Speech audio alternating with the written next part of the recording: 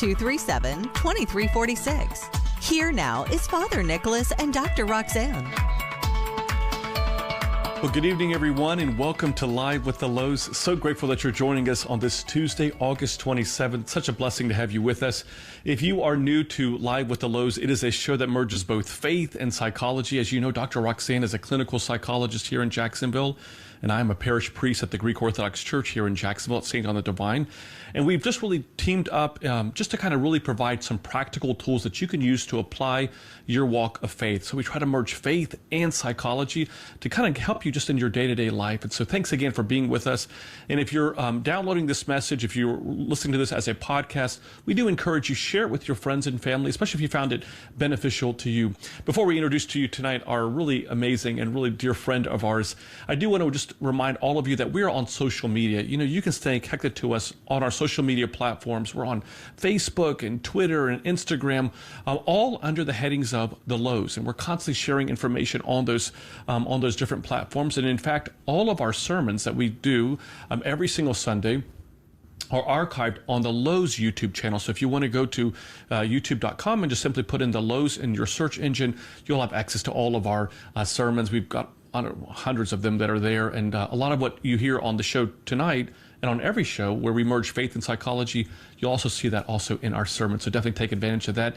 And if you're looking for a daily dose of inspiration, I know a lot of us need that. I know we do. And we started several years ago really putting together these daily inspirational messages that you can have access to every day in your email inbox. All you have to do is go to thelouhs.com. That's our website. It's Louhs, thelouhs.com. /subscribe. All you have to do is simply put in your email address, and every day at 7 a.m. Eastern Time, you'll receive that day's daily inspirational message. And if you're already doing it, already receiving it, thank you so much for doing that. But share them with your friends and family. We just want to kind of inspire people, give them a little bit of a brightness, especially in a world that's so filled with darkness. And as always, we love to hear from you during our show. So feel free to call us at 1-855-237-2346. That's 1-855-237-2346. You can email me during the live broadcast of our show at ask@ancientfaith.com. That's ask@ancientfaith.com.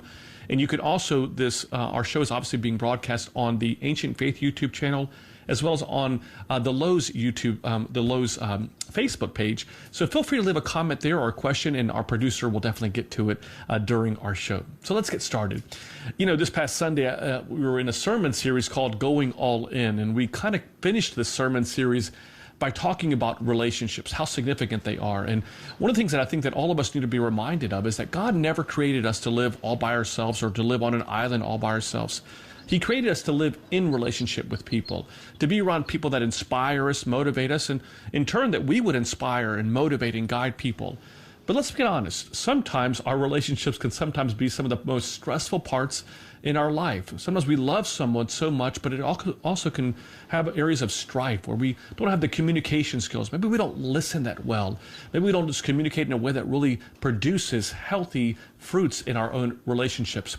Well, tonight we invited a dear friend of ours, Papa George, who's a marriage and family therapist, to talk about how do we acquire the skills that are needed in our families and in our relationships to make them stronger and more Christ-centered. And for those of you that are just meeting George, he is an amazing person. But let me just tell you a little bit about him. This is very brief stuff. He's been a marriage and family therapist for over 35 years.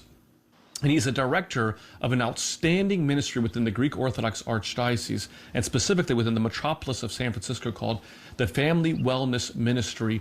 Amazing work that they're doing out there. And we wanted to have him on our show to really talk about how do we acquire those skills. He's also a professor of family therapy at Santa Clara University. And George, as always, my friend, it's so good to see you. Right on.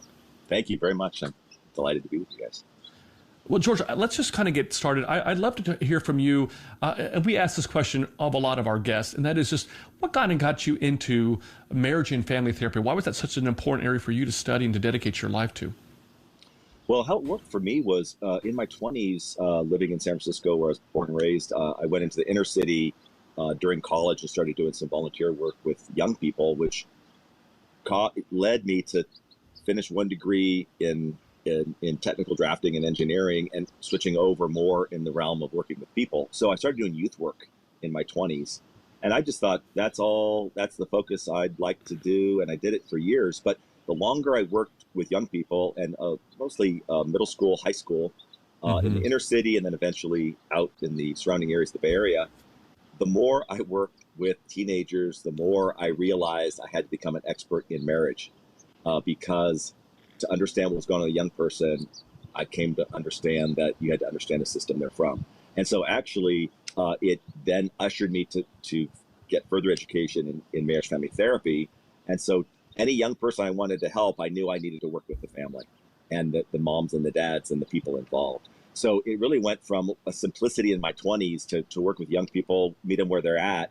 To meet them where they're at, I realized I needed to connect with the world they were in. And very often that was the family they're coming from.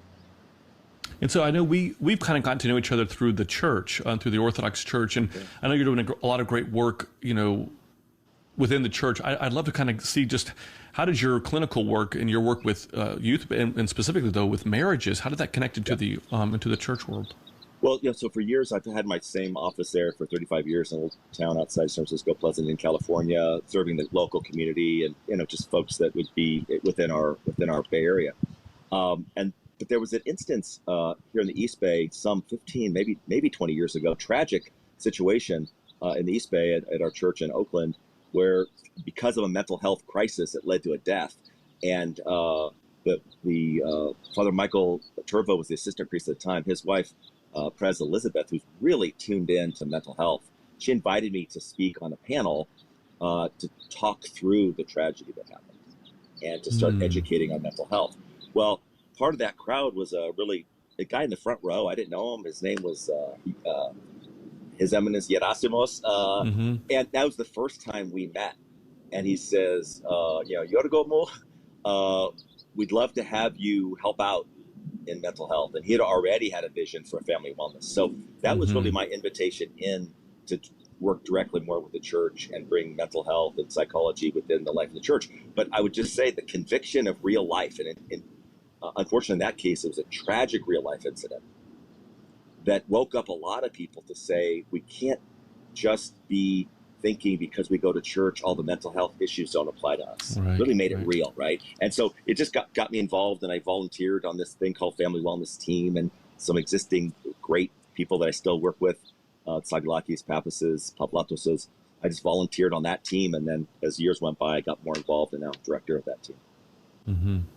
Yeah. Such a important bridge, right, between the mental health world, our practical life, and the church. It feels like it should have always been connected, right? I mean, they're just so intertwined. You talked a lot about tools and skills, and this may be new for people listening in the church, and we certainly pray in our relationship struggles. We rely a lot on our spiritual father. We rely a lot on our faith and for God to shift hearts. But let's talk a little bit about the need for tools and skills if you hope to have a relationship succeed. Yeah, absolutely. Well, as you mentioned, that even though we think that these skills and working our relationships would fit perfectly in the faith community, very often it's the faith community that accidentally misses that. And there was an experience I had some years ago. I played, in an adult softball league, and my good buddy was a firefighter, so I played on the firefighter team. And just this one particular time, we played against a church team. And it was kind of fun being on the outside looking in, watching this really nice church team, and they prayed before the game, and they were all jovial guys and all of that. And so the game goes on. Now, the only thing they kind of forgot is how to play softball. They weren't that skilled. And so as the innings went on, the ball was going in between their legs. They were popping up instead of base hits. As the innings went on, their lack of skill started showing. And what started happening was that delightful, let's say, Christian attitude that they started with went out the window. And now, of course, I'm anonymous. I'm just watching all this. And it was kind of sad to see. I mean, halfway entertaining. But they were losing their minds, basically, dropping F-bombs all over the place. And just to make the point that their lack of skill brought out the worst in them. Their great attitude was there, but the lack of skill wore them down and made their efforts harder than it had to be. Had they been more skilled, along with their great attitude, they would have had an enjoyable game. Their lack of skill caught them. a lot of Christian couples and families approach it the same way, where they know that they come across this, this Orthodox faith that is just dream come true. So they join the team. And I know a lot of people that are delighted to be part of the Orthodox team, but being part of the team doesn't mean you don't have to practice your skills. And when it happens on the field in life, that your teenager starts having an attitude, or this spouse you thought you knew starts acting, differently, or whatever that is. And when the ball spins a certain way, when life throws a curveball, the lack of skill starts bringing out the worst in even Orthodox Christians within their family life and in their marriages. So from that standpoint, I would say we're remiss not to say, hey, glad we're on the right team, the great team, this gracious invitation we have to be part of the church. And yet responsibility would say we're meant to acquire the skills so we know how to sort of play the game, or be in the sport, or in this case, be in healthy relationships. Absolutely. You're listening to Live with the Louhs. We are speaking with George Papa George. He's a marriage therapist for over 35 years. And we'd love to hear from you. If you've got a question, maybe you're struggling in your own marriage right now, or just wondering how to better communicate, and maybe even want to be anonymous in calling, we totally understand. You can call us, though, at 1-855-237-2346. That's 1-855-237-2346. Or feel free to email me a question during the show at ask@ancientfaith.com. George, I just kind of want to build on what you were just sharing. I think one of the struggles that sometimes we see even in the church world, and sometimes that comes from people like me, clergymen, but also I think more obviously within the laity, is this idea that if I just simply can pray away my problems, or sometimes even kind of dismissing what, psychology, what therapy can do for a relationship that's struggling. And oftentimes many people will just kind of stay in that relationship, the way it is, hoping that things will just kind of get better, hoping on hope in many ways. What do you say to that? What do you say to people that kind of are dismissive of that? Well, what I would first say is they probably haven't taken time to self-reflect, because with the teeny bit of self-reflection, they'd be aware of how they show up is less than perfect. It has issues. And in family life, and this is one of the greatest convictions I have about teaching skills, is that the home life is an emotional classroom. Every lesson you're going to learn in the first 10 to 20 years of existence, you learn in your emotional classroom, especially the first 10 years, boy, that gets embedded in. And not every home is showing all the exemplary skills in the life of relationships. And then if we even go back, we'd say in the home I grew up in, I might have a lot of loyalty to that. I might have a lot of love for those people. But what kind of skills were shown? How was anger done? How was conflict handled? Who had power? Who didn't? Did anybody have a voice? Were given freedom to say what we felt? These kinds of things. And so for the person who would think like, I just need to show up and be the Christian that I am, and just sort of not do anything beyond that, I think we're missing. It would be like telling an athlete that they don't have to have good form. And so really skills in a relationship is knowing how to have good form. So when you go and do what you do, like love your child or love your spouse, it's done in a form that actually reaches the person and is effective. And so even with this idea of the family being an emotional classroom, that's very sobering. I mean, even in what I teach at Santa Clara in my family therapy class, their term paper is they take all the family therapy research we do and they apply it to 3 generations of their family. To do that, we start to reflect on, wow, what are the patterns that have actually been handed to me that maybe I have to look twice at to say, I don't want to carry this to the next generation. So self-reflection, St. Isaac of Syria says, to see yourself as you really are is a miracle greater than raising the dead. The great appreciation I have for our faith is that it causes us to be courageous to self-reflect. It's a great miracle to self-reflect. And so to self-reflect, we'd say, was everything handed to me exactly what I want to pass on to my kids? Or what I saw in my parents' marriage exactly what I want to offer in my marriage? So when we really take an honest look at that, thank God we have options. If some of those things we don't want to repeat, then we're open to learning relationship skills and really sensible things. If you look at the fruits of the Spirit, peace, patience, kindness, gentleness, self-control and all that, those are skill that's describing something that comes from a skillful person that knows how to have patience or knows how to extend empathy to another person. So really the skills would be the practical side of the Christian life. And I love the way you make the analogy of the family of origin being an emotional classroom. I think too often we don't consider our family life that we came from to have been the main teacher of emotional health and emotional intelligence. Right.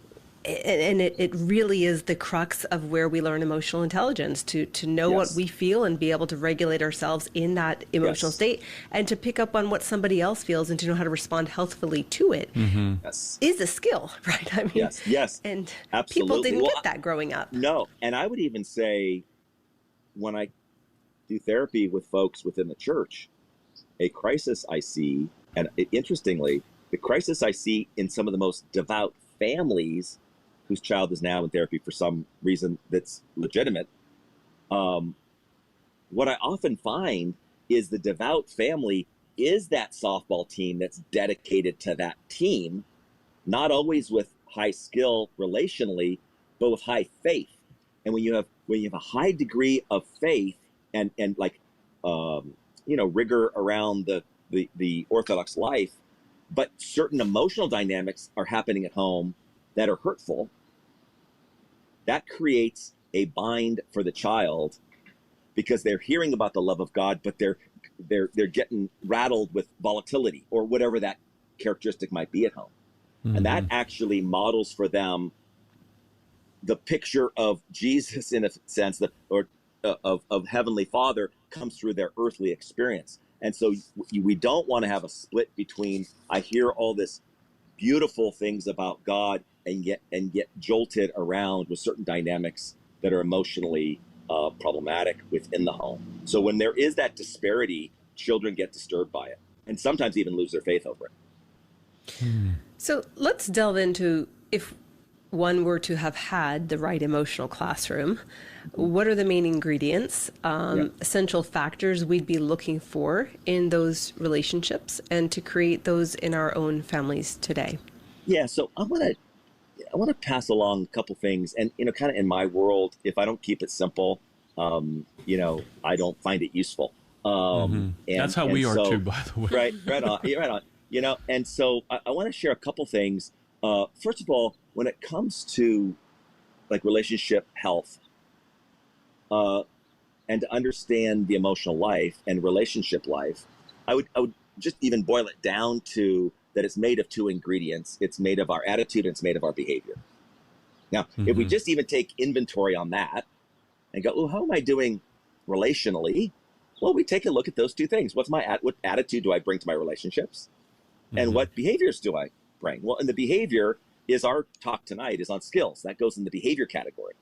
And then the attitude would be something like, I have a caring attitude. So if we put kind of on an axis, attitude, caring, and behavior, skill, what kind of skill we have.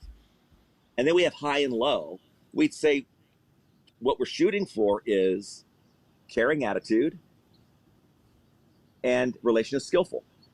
That would be a healthy relationship. I have relationship skill, as you mentioned, emotional intelligence, that kind of thing. I'm tuned in. I understand the world of emotions. Dr. John Gottman writes this fantastic book on raising kids with emotional intelligence, and he's the guy that does all the marriage work.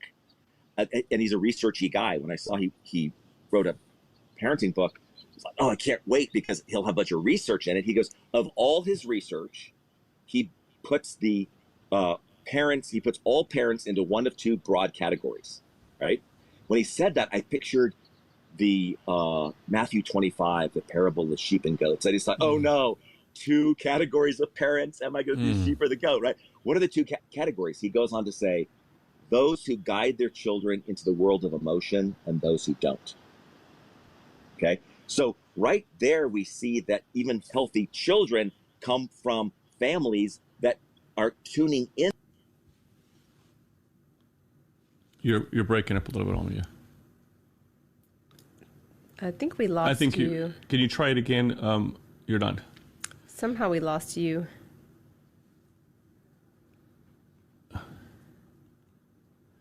Hey, yes. I was going to say, George, we're not hearing you.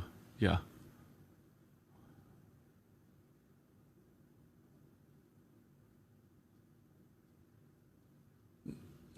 Not hearing you. No.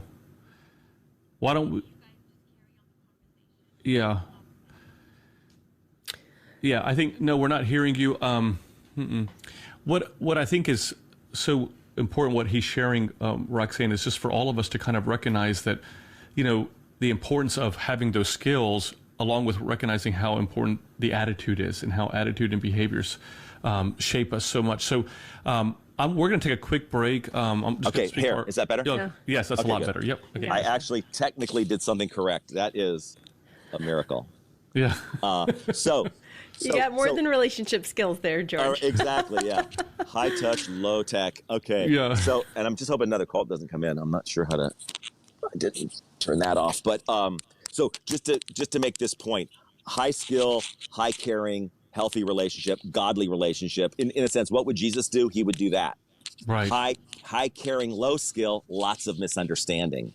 A lot of us fall into that category, and over time, high caring, low skill wears us down and turns us into low caring, low skill. And if we go in low caring, low skill, then that's the dysfunctioning relationship. Okay. So what we're looking at, and then so when we think about this combination of our choices around these two ingredients, skill and attitude, we want to just even take a look and say, that's exactly what we're responsible for. What's my attitude today and what's my behavior today? Mm-hmm. It's not it was good enough for me, it'll be good enough for you. Am I going to be responsible for what attitude I bring to my family, to my relationship?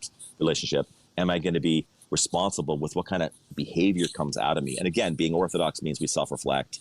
We take that look. So if we were looking at the basic skills that I would want to offer, again, as I was saying before, kind of simple skills, I would bring it down. I like to go in threes here and go with what I would say stethoscope, pause button, and lifeline.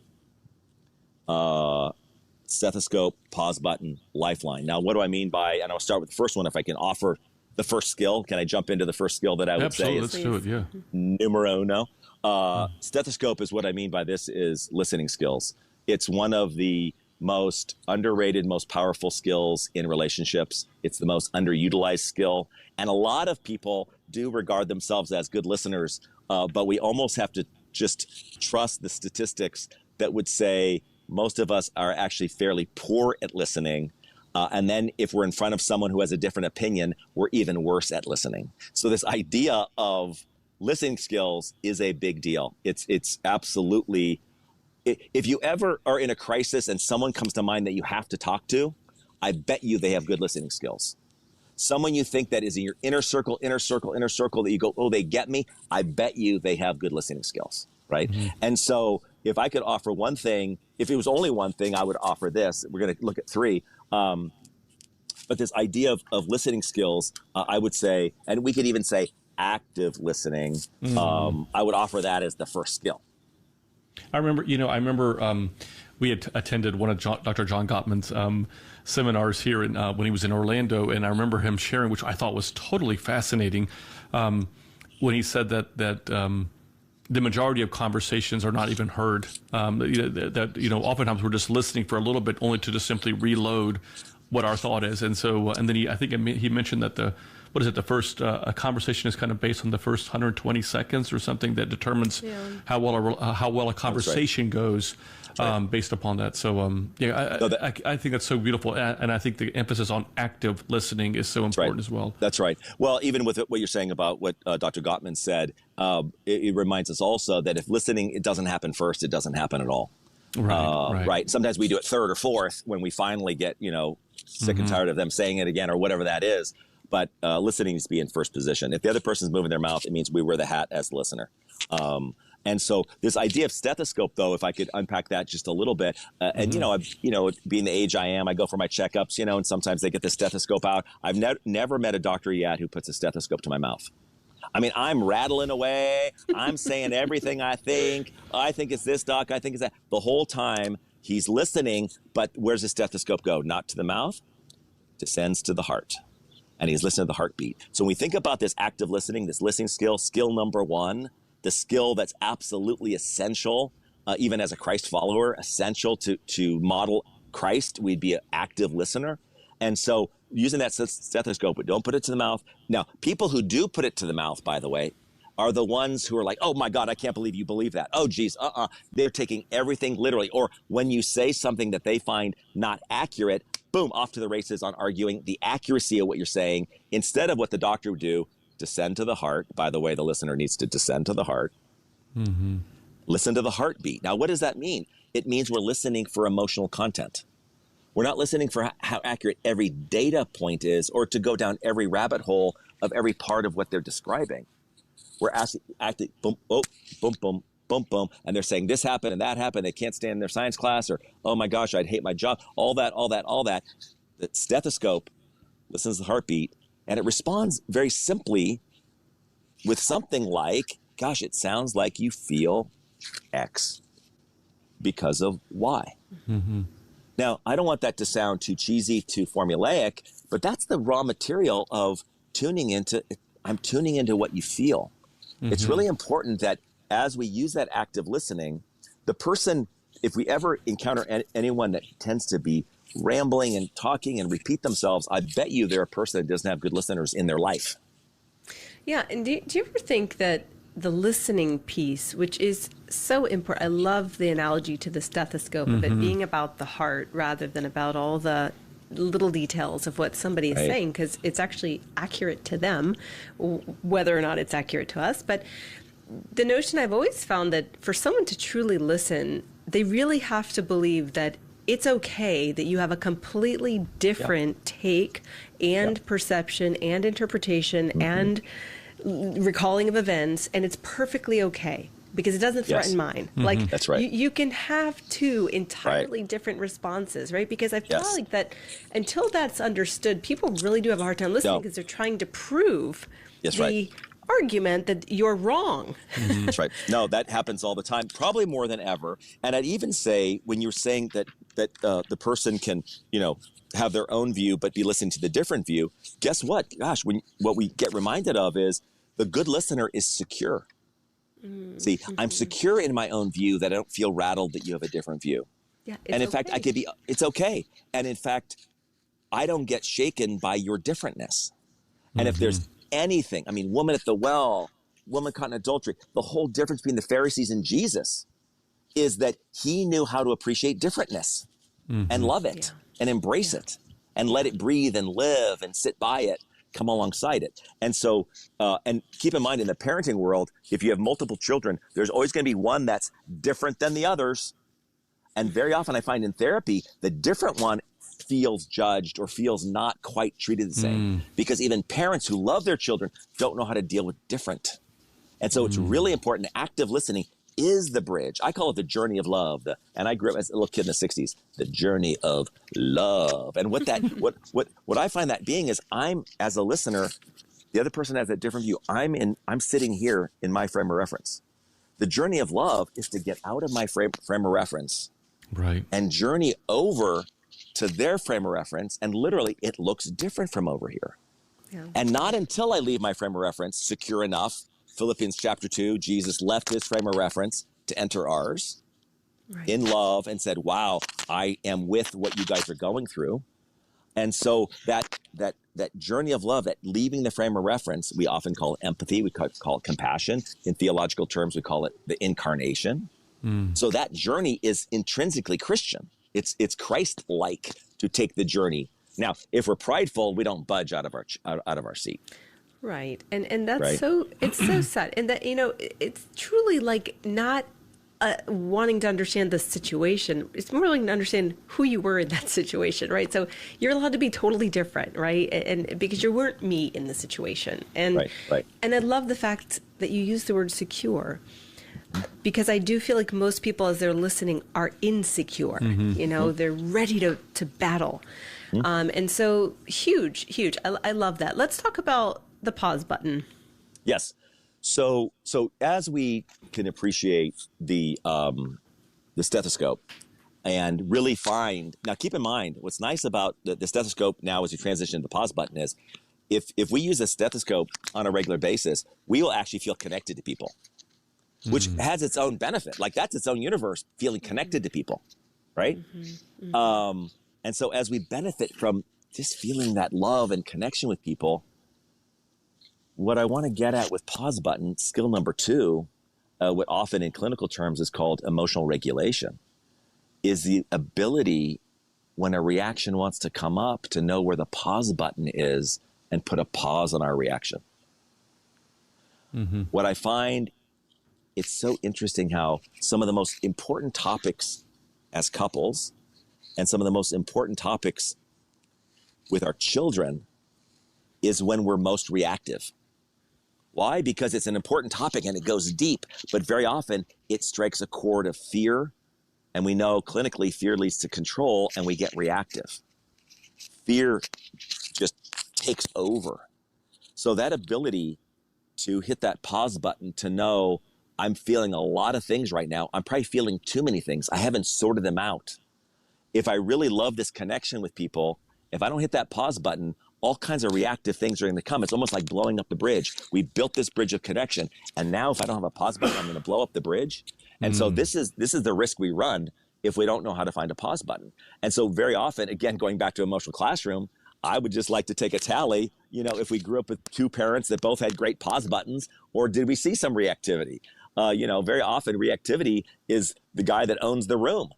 He takes over. He's in charge. I guess if I have leadership, I have volatility. That all gets mixed up. The pause button is that ability to pause.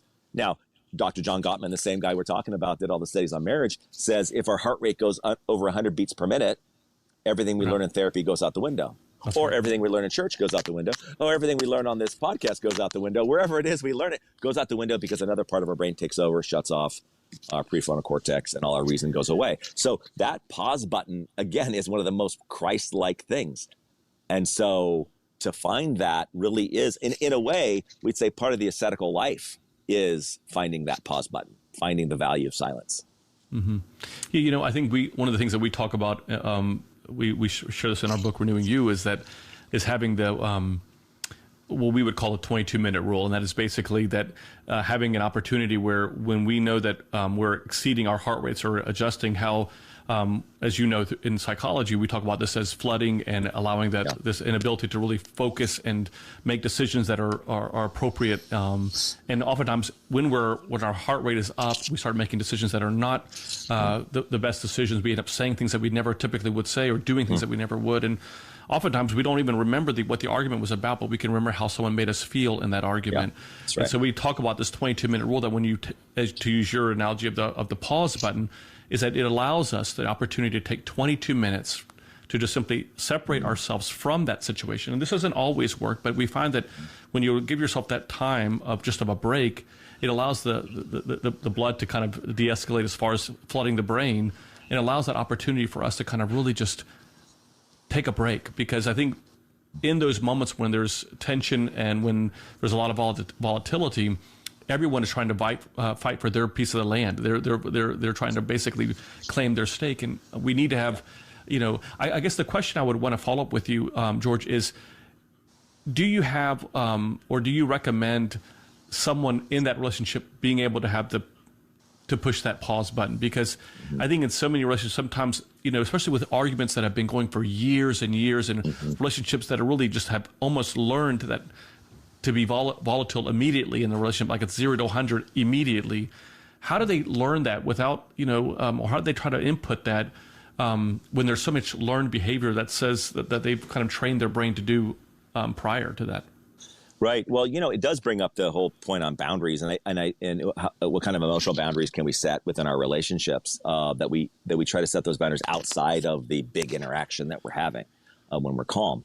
But I would say that I think, going back to the stethoscope, I do think that the person who does feel called to use that stethoscope properly will begin to sort of touch the heart of the other person, even if the other person's volatile.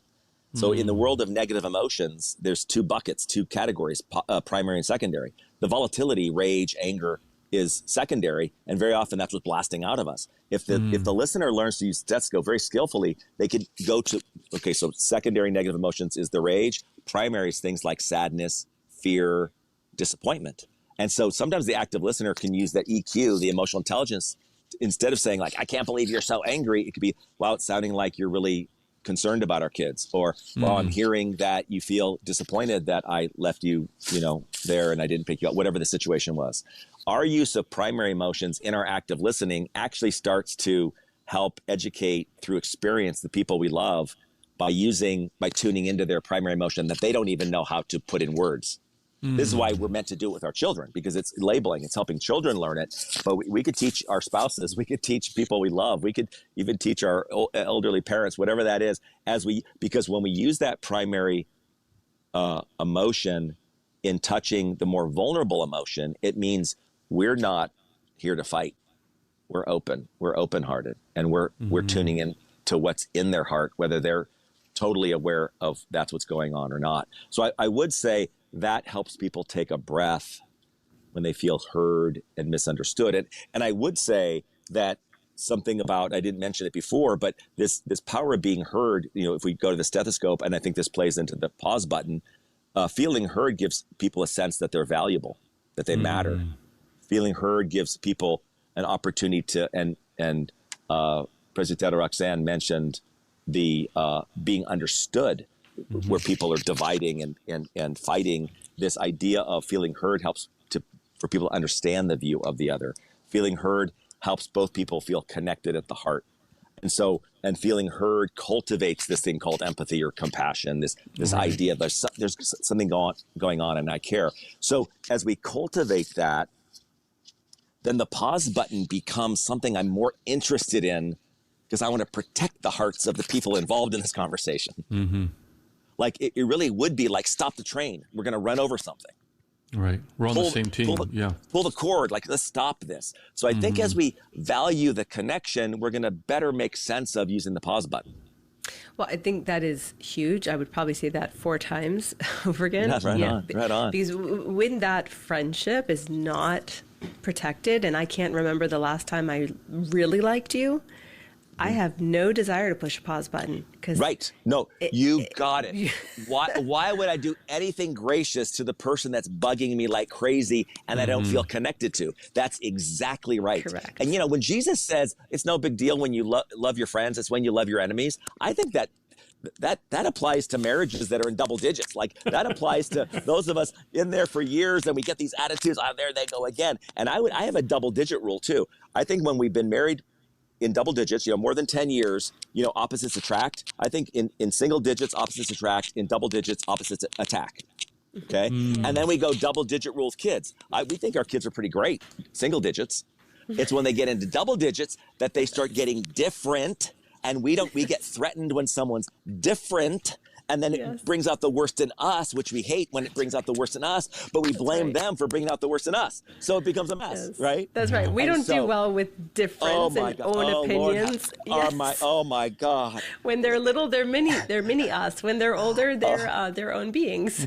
Totally. Or if our marriage is suffering, when they're that way, we say you're like your father or your mother or whatever, And so we start doing that kind of thing. So honestly, when we think about that, may we seek connection, like in our mind, in our heart, and in our body. I mean, when we think about doing the cross, we could think about connection to my spouse, mind, heart, body, connection to my kids, mind, heart, body. And some of us did well in marriage at certain years, or do well in parenting certain years. It's when we struggle in the ones that we don't know how to do. And so really, that's why these tools are so important, because when we lose our form, that's why, tennis player hits a ball machine so many times. So when he's tired and exhausted in the 5th set, he still has good form because of muscle memory. I believe we're supposed to have Christ-like muscle memory, and we practice these skills, we develop muscle memory. So I do think that this pause button gives us a chance to return to ourselves, because really we disconnect from ourselves. Now, we don't have time to talk about trauma and pain in our own bodies, so we carry it in our bodies, but when we get triggered, we practically leave ourselves. So even the 22-minute rule would be like a chance to actually return to ourselves again, return to our heart, return to where Christ dwells within us. I love it. George, I'm sure that our listeners are just benefiting so much. In fact, we've got a comment that I want to get to, but we're up against a break right now. Let's take a quick break. We'll come back and we'll answer Amanda's question, who just sent us a question via YouTube. Stay right with us. Good. Right on. Live with the Louhs with Father Nick and Dr. Roxanne will be back in a moment. Give them a call at 855-237-2346. That's 855-AF-RADIO. They would love to hear from you.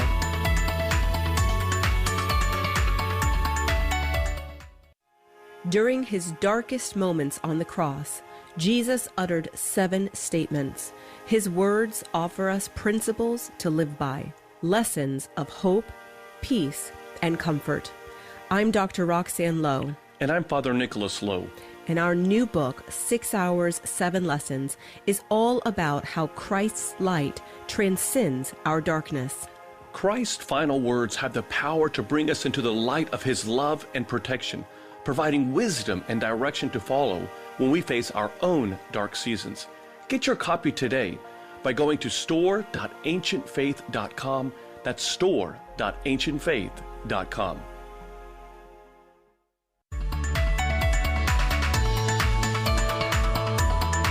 We're back with Live with the Louhs and Father Nick and Dr. Roxanne. Do you have a question for the Louhs? Call in now at 855-237-2346. That's 855-AF-RADIO. Here once again is Father Nick and Dr. Roxanne. Well, welcome back, everyone, to Live with the Louhs. We are so grateful that you're joining us this evening. What a great show we're having. If you're just tuning in, we are speaking with a dear friend of ours, Papa George, on how do we acquire skills that are going to help us in bettering our relationships with our spouse, with our children, and our families. If you have a question, a comment, or just would love to get some advice, feel free to call us. This is your opportunity to do just that. You can call us at 1-855-237-2346. That's 1-855-237-2346. Or email us a question at ask@ancientfaith.com. That's ask@ancientfaith.com. And friends, I just want to emphasize this. I know that some of you may be listening tonight and you may want to call, but you're worried about maybe someone else hearing who you are or whatever.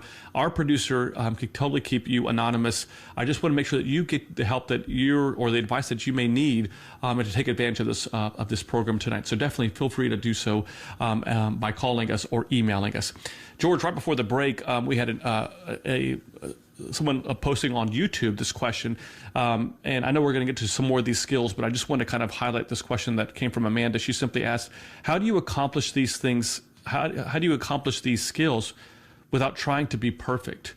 I guess maybe the challenge that maybe she's trying to get at is it seems so lofty to do these things. How would you guide her on that?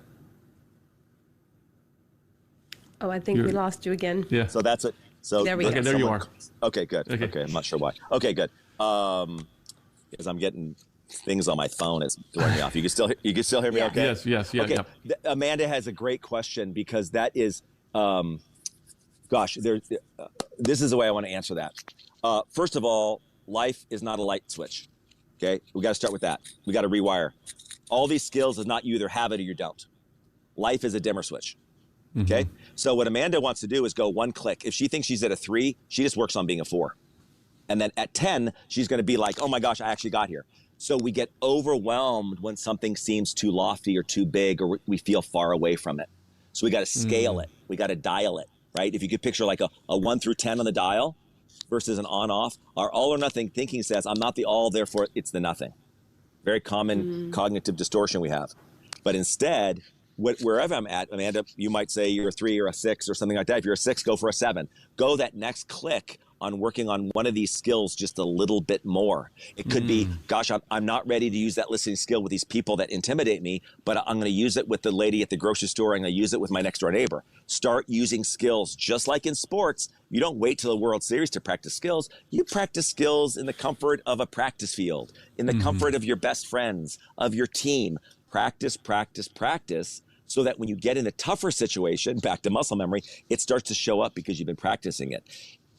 When we think about active listening, literally just the idea of the discipline of like, oh, before I want to react or before I tell them the advice, it's like, I just go and practice like, hey, sweetie, it sounds like you're feeling this because of that. Like, just practice that much, call it a victory.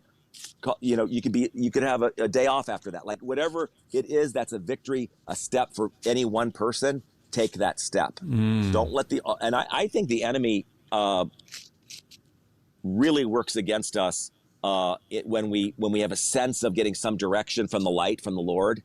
And the enemy wants to discourage us, honestly, and say, oh, you're not good enough to do it. You fail at things, blah, blah, blah. So, the enemy's called the accuser of the brethren. So we're not listening to the accusations of how we're not going to do it. We're going to take little humble steps. Jesus, come to me, all you are weary and heavy laden, and I'll give you rest.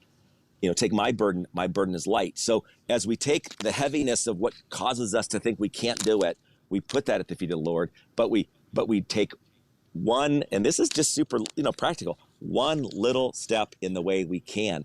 Dedicate that one step to the Lord. Then it's a sacrament. And the Lord then is in that. And then he'll help you with the next step and the next step. Yeah, and I do think that's so important, right? Is like, what is our motivation in these things? Am I yearning to get something that I want, or am I truly doing it so that God can work in our relationship, through our relationship, for the salvation of that's our souls? a deep point. The whole motivation. We're talking before about attitude and behavior. One I left out was low caring, high skill.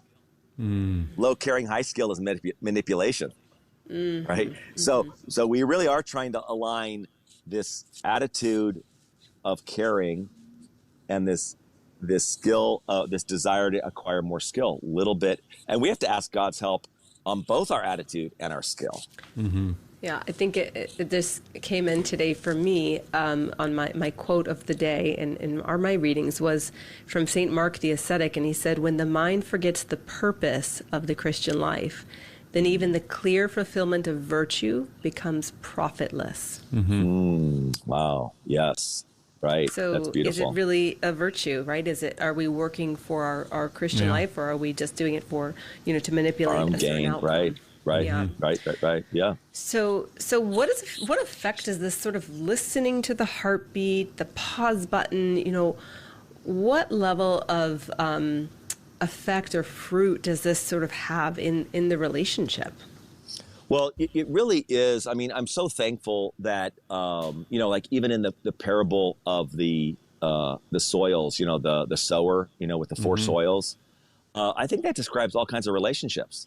And as we get into active listening, caring from the heart, as we have pause button, it's us pulling weeds out of our relationships. It's us moving rocks. It tills the soil so that things grow beautifully.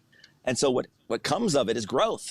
Growth in the relationship, growth in my own heart, growth in wanting to be more like God, growth in wanting to be closer to people that I call family, growth in caring about the whole world. I mean, even look at St. Silouan, man. When he was in like the deepest prayer, he came to realize like, this makes no sense unless I love the whole world. So the outcome is love.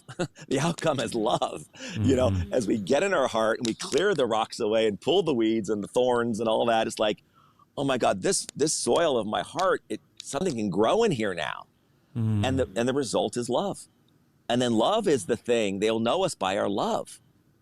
And then the kind of connection we have in purpose, then we go, wow, my love has a purpose because my love starts affecting people for the better. It helps people believe in God. Right. We become a witness, Yeah. Even our own children will believe in God more when we love them in a certain way. And aren't we so inspired by others? I mean, I think that goodness, it's sort of this sort of cycle. As we're inspired by the goodness we see in our partner, we become better ourselves. There's sort of this hidden accountability in somebody being something that we aspire to, that it is just so moving and inspiring to us, no matter how much someone beats us over the head with what we should be doing or what they're angry about. When they live this kind of virtue, there's an accountability in a whole different sense and an intrinsic motivation. Absolutely. I think of, because it's summertime, we're in the water and all that, I think of buoyancy, the idea of being on a raft in a pool or in the ocean or whatever. Like the feeling of buoyancy is like kind of unreal. Like you're kind of flopping in the water and then you get on something buoyant and it lifts you up. You could still enjoy like being in it, but somehow it just feels lighter and brighter. And I think that what you're talking about when when your husband, as you're saying about Father Nick, he does something that inspires you because he's doing it out of the goodness of his heart, it creates buoyancy in us. It lifts us up. It makes us want to, it helps us be above, what otherwise would be a bad attitude or whatever. So there's something about buoyancy, though, that just speaks to kind of a rising up that I appreciate. I love it. I can't help but say that for me, I think that's one of the things that helps us in our own relationship is just being able to practice a lot of what you're sharing. And, we share this all the time on our show that, we're by no means a perfect relationship. We have our own struggles, but the ability to kind of come back and say, okay, wait a minute, let me look at what Roxanne's heart, what is she doing, the stethoscope as you were mentioning, and then being able to have the courage, even when we don't sometimes want to, but to push that pause button and say, wait a minute, let's take a break, because we know that we're going to do things or say things that may not be what we need to be doing that are going to be helpful to this relationship. Totally. No, and right. I love that you're sharing these with us. Very practical stuff that I think is so beneficial for our listeners. Go ahead. I'm sorry. I have a question I want to get to that came in Facebook message, and the writer asks, you talk about high caring and high skill. What do you do when there's been so much hurt and injustice that isn't being fixed on the part of my partner? Yeah. That how am I supposed to have high caring when there's been a lifetime of this? Yes. And I think that's this writer probably represents quite a few people who've been in chronically unhealthy marriages or relationships where there's pain that has not been healed and does not look to be motivated to heal in the future. Yeah. Well, again, we have to get away from the light switch, because it's not going to do us any good on something that's going to flip it in a second. First of all, we'd want to say that any high caring that you consider doing, you're doing so that your heart gets healthier. Because the low caring is going to be corrosive to you. It's going to hurt you. It's going to weigh you down. So anything that we do as godly is good for our heart. It's good for our being. Now, when we've been hurt, which is so legit that we get hurt by it and worn down by it, it's hard to have a good attitude about it, for sure, of course. But what is common, and there's an author, Luskin out of Stanford, wrote a book on forgiveness called Forgive for Good. He makes a point that he calls grievance story. And what he says is that because we've been so hurt, just any interaction with that person, we no longer see the person anymore. We just see our grievance story. And we can't get close to a grievance story, and we can't forgive a grievance story, and we don't connect with a grievance story. In fact, we get repelled by a grievance story because it's so much grievance, legitimate hurt in it. So the journey would be, is there a way, Lord, that in any interaction I have with the person, that I could begin to see them as a person? I'm not even pressuring myself to care or feel any certain thing. Can I simply start to try to see them as a person, albeit probably broken person, probably fractured person, probably untreated person, so on. But can I begin little ways, again, not light switch, can I just click one thing toward seeing them as a person? If I can see them as a person, then certain possibilities introduce themselves, because we can have compassion on a person. We can't have compassion on a grievance story. Keep in mind, too, that having compassion on someone or even caring about someone doesn't mean we don't have boundaries and we say, oh, go at it, come hurt me again. We can still keep up whatever appropriate boundary we need to have and be kind of, self-protective to the extent that we need to, absolutely. But our inner life will suffer if the toxins of the other person resides in us. So I would just offer that as to, in whatever way, to see them as a person in whatever I say, whatever I do, whatever I decide about this relationship. I would be recognizing the person within me is hurt and the person within them is hurt in different ways. But Lord, help me see them as a person. Such good advice, such good wisdom. George, we only have a few minutes left of our show. We're coming up again. We close the show at 9 o'clock, and I can't believe we've only got a few minutes left, but I want to make sure that we get to this third. So we've talked about I got my third one.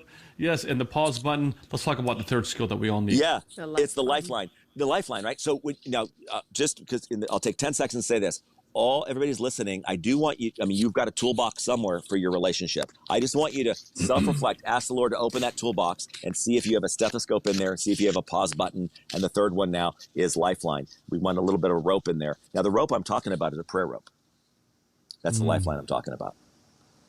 That as we endeavor to use the stethoscope, as we endeavor to press the pause button, that we would regularly access our lifeline. You know, John chapter 15 talks about he is the vine, we're the branches. He says, abide in me. And so in that, finding our source of life in the Lord, that's the transfiguration. That's that little bit of oxygen. When we're out of oxygen, that's where we get the oxygen. That little bit of hope that we lose the hope, that's what the little bit of hope we get is from that connection with the Lord. And so not by power, not by might, not by power, but by thy Spirit, says the Lord. So that lifeline is our prayer life, is that connection with Christ directly.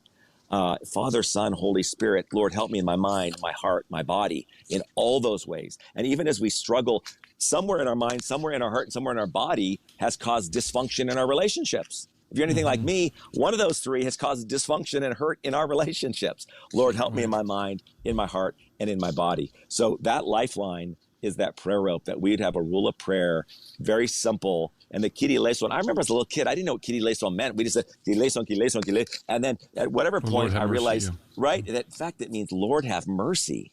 That's all I need to know. Because when you don't know how to use those skills and you trip over things and you create pain in your life, you know you need mercy. The good news is we know we need mercy. And the better news is we have a merciful one. And so this is not a self-help exercise here. This is a spiritual exercise where we find help for ourselves. So if people are willfully trying to put on listening, willfully trying to put on the pause button, what I hear you saying is, if the foundation in terms of the connection to Christ is not there, the willpower will run out. Yeah. In addiction studies, they call it white knuckling. So we might try really hard, but we realize that we're powerless to our own limitations. And we realize there is the most high God who could restore me to sanity. And I could turn my will over to him. That's so much the help, right? That comes from above. It's like, it's not all on me. If I'm struggling, lifeline. I'm struggling. I really just go over here and draw lifeline. My strength, right? And that is so powerful. Even when we think about that our prayer life is our lifeline, I think it reframes it in a proper way. And when our kids see that we're treating our prayer life as a lifeline, they will treat their prayer life as a lifeline. And our kids know if we treat it as a lifeline or not, and how vulnerable we are in our prayers, how much it matters at a deep level. So, check that toolbox: stethoscope, pause button, lifeline. I think that's, I just wanted to add before we've got just about maybe 2 minutes left. I did want to just kind of share with, I love what you're sharing about the part, John 15, and, when Christ says, apart from me, you can do nothing. I mean, the reality is that we need him, and that I think for so many people, we're looking for a quick fix. And this is a process, just like you said, it's not a light switch, even in the positive. I mean, maybe even we've got to constantly just take one little nudge, one little just incremental step. One little click at a time. Yeah. I mean, we all hear the term neural plasticity, right? The brain's ability to change. And as I was reading about this, somebody put it very simply in their research, is that the brain can only change in one of three ways. And that is, you can strengthen a connection, you can weaken a connection, or you can create a new connection. Oh, wow. That's cool. That's it. So strengthening means moving one needle. Every time you hit the ball, again, it's only going to become reflexive if you do it a lot. And the only way we can weaken a connection is we kind of pull back occasionally as much as we can when we really want to do the thing. But that's it. We can't invent a new behavior tomorrow and be super good at it, right? Right. So right. But as we recognize our need, we find our Savior. Yeah. Absolutely. Thank God for that. And I'm going to be totally tacky because you said there's 2 minutes left. I did want to mention, because we do family wellness on the West Coast, we open it to the whole country. familywellnessministry.org for people who want skills and tools. We have parenting classes on there you can watch using your parishes. We have our 8-date series, which is a marriage series you can use in your parishes, or we have one launching in September.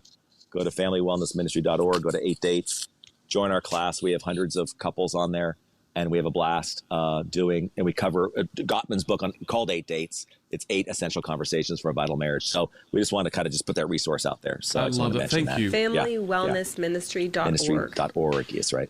George, what a blessing it is to have you, not only in our church, but to have you in our lives. And really, I definitely hope that you'll come back and join us, because you were so informative and just a great source of practical, really, ministry for us. So thank you so much.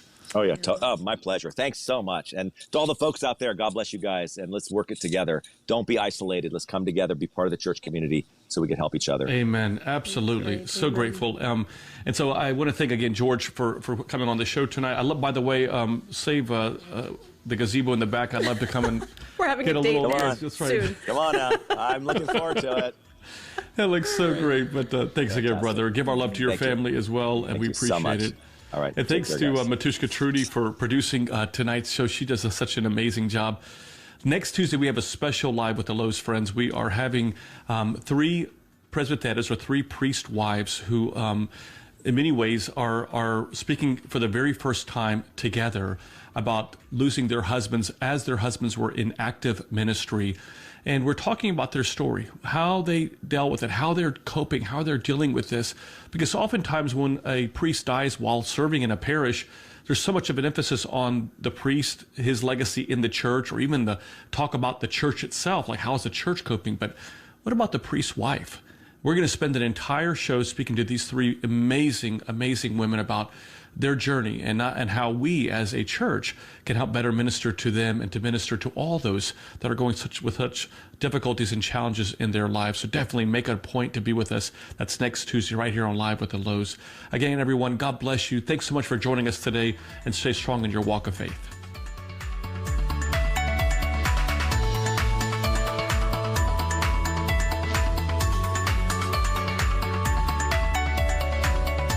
Father Nick and Dr. Roxanne are the authors of their books Renewing You, a priest, a psychologist, and a plan, and 6 Hours, 7 Lessons, How Christ's Light Transcends Our Darkness, which can be purchased at store.ancientfaith.com. Their daily inspirational messages can be found at thelouhs.com/subscribe. Be sure also to search for The Louhs on Facebook, Twitter, Instagram, and YouTube. Live with the Louhs is a listener-supported presentation of Ancient Faith Radio.